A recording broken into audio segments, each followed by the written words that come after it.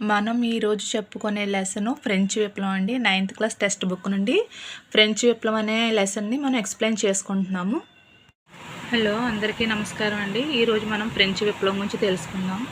1789 July 14 ప్రాతకాలంలో Paris నగరంలో ప్రమాద గంటికలు మ్రోగాయి. రాజు సైన్యాన్ని నగరంలోకి చొరబడమని ఆదేశించాడు. అతను పౌరులందరిపై కాల్పులు జరపమని ఆదేశిస్తాడనే ఊహాగానాలు వ్యాపించాయి. సుమారుగా 7,000 మంది స్త్రీ పురుషులు టౌన్ హాలు ఎదురుగా సమావేశమై జనసైన్యంగా మారాలని నిర్ణయించుకున్నారు. ఆయుధాలను సేకరించడానికి చాలా ప్రభుత్వ భవనాలను ధ్వంసం చేశారు. చివరకు కొన్ని వందల మంది నగర తూర్పు దిశగా పయనించి మందుగుండు సామాగ్రిని నిల్వలను సేకరించడం కోసం బాస్టైల్ కోట జైలును ముట్టడించారు. అక్కడ నిలువ చేయబడిన మందుగుండు సామాగ్రిని సేకరించాలని ఆశించారు. తరువాత జరిగిన సాయుధ పోరాటంలో బాస్టైల్ కమాండర్ను హతమార్చారు. బందీలుగా ఉన్న 7 ఖైదీలను విడుదల చేశారు. రాజు యొక్క నిరంకుశ ధోరణికి ప్రతిరూపమైన బాస్టైల్ను అందరూ తిరస్కార భావనతో చూసేవారు. కోటను కూల్చివేశారు. దాని రాతి శకలాల విధ్వంసానికి స్మారక చిహ్నంగా దాచుకోవాలనుకునే వారికి మార్కెట్లో విక్రయించారు. తరువాత రోజుల్లో పారిస్లోను పరిసర గ్రామీణ ప్రాంతాల్లో మరిన్ని విధ్వంసాలు జరిగాయి. చాలామంది ప్రజలు రొట్టెల ధర పెరుగుదలపై నిరసన వ్యక్తం చేశారు. చాలా కాలం తర్వాత చరిత్రకారులు ఈ సంఘటనలను నెమరవేసుకున్నప్పుడు ఫ్రాన్స్ రాజును ఉరి తీయడానికి దారితీసిన సంఘటనల పరంపరకు ఇది నాంది అని చెప్పవచ్చు. అయితే ఆ కాలంలో చాలామంది జరగబోయే ఫలితాలను ఊహించలేదు. ఇది ఇలా ఎందుకు జరిగింది? ఇప్పుడు ఈ పేరా మీద మనం వచ్చే ప్రశ్నలను చూద్దాం. ఈ పేరాలోంచి మొత్తం 28 బిట్లు వచ్చాయండి. అవి ఏంటో ఇప్పుడు చూద్దాం.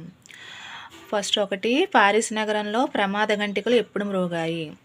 ఎప్పుడంటే 1789 సంవత్సరం జూలై 14 ప్రాతకాలంలో పారిస్ నగరంలో ప్రమాద గంటికలు మ్రోగాయి.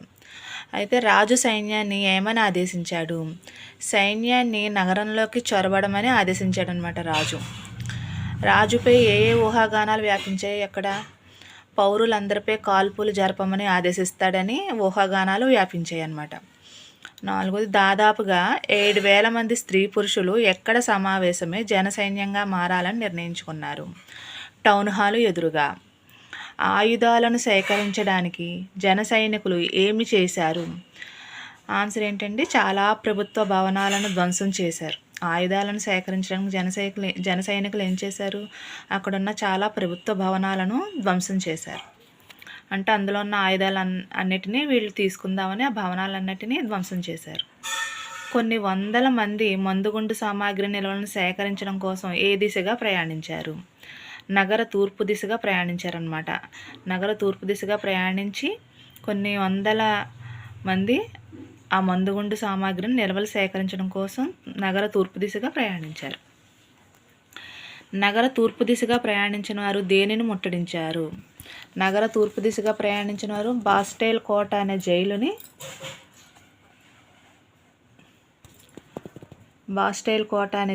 ముట్టడించారు. నగర తూర్పు దిశగా ప్రయాణించిన వారు దేనిని ముట్టడించారు? బాస్టైల్ కోట అనే జైలుని ముట్టడించారనమాట. 23వ బిట్టు, బాస్టైల్ కోటలో జరిగిన సాయుధ పోరాటంలో ఎవరిని హతమార్చారు? ఎంతమంది ఖైదీలను విడుదల చేశారు? అయితే బాస్టైల్ కోట కమాండర్ని హతమార్చారు. 7 ఖైదీలను విడుదల చేశారు. 24, రాజు యొక్క నిరంకుశ ధోరణికి ప్రతిరూపమైన బాస్టైల్ను అందరూ ఏ భావంతో చూసేవారు? తిరస్కార భావంతో చూసేవారండి. ఎందుకంటే రాజుకి చాలా నిరంకుశ ధోరణికి ప్రతిరూపం కదా ఈ బాస్టైల్ కోట, అందుకు దాన్ని తిరస్కార భావంతో చూసేవారు. తిరస్కార భావంతో కోటను కూల్చివేసి వాటి రాతి శకలాలను విధ్వంసానికి స్మారక చిహ్నంగా ఏమి చేశారు? ఆ విధ్వంసానికి స్మారక చిహ్నంగా వాటి యొక్క శకలాలు ఉంటాయి కదండి, వాటిని దాచుకోవాలనే వారి కోసం మార్కెట్లో విక్రయించేవారు. 26వ బిట్టు, తరువాత రోజుల్లో ఎక్కడ మరిన్ని విధ్వంసాలు జరిగాయి? ఆ తర్వాత రోజుల్లో పారిస్లోను అక్కడ పరిసర గ్రామీణ ప్రాంతాల్లో చాలా విధ్వంసాలు జరిగాయి అన్నమాట. 27వ బిట్టు, దేని పెరుగుదలపై ప్రజలు నిరసన వ్యక్తం చేశారు? రొట్టెల ధర పెరుగుదలపై ప్రజలు నిరసన వ్యక్తం చేశారు. 28, ఫ్రాన్స్ రాజును ఉరి తీయడానికి దారితీసిన సంఘటనల పరంపరకు నాంది ఏమై ఉండవచ్చు? పారిస్లోను పరిసర గ్రామీణ ప్రాంతాల్లో జరిగిన విధ్వంసాలు, ప్రజల ఆకలిని తీర్చే రొట్టెల ధర పెరిగిపోవడం ఈ కారణాల వల్ల ఫ్రాన్స్ రాజును ఉరి తీయడానికి కారణమయ్యాయి అన్నమాట. మీకు ఈ వీడియో నచ్చితే నా ఛానల్కి లైక్ చేయండి, సపోర్ట్ చేయండి, సబ్స్క్రైబ్ చేయండి.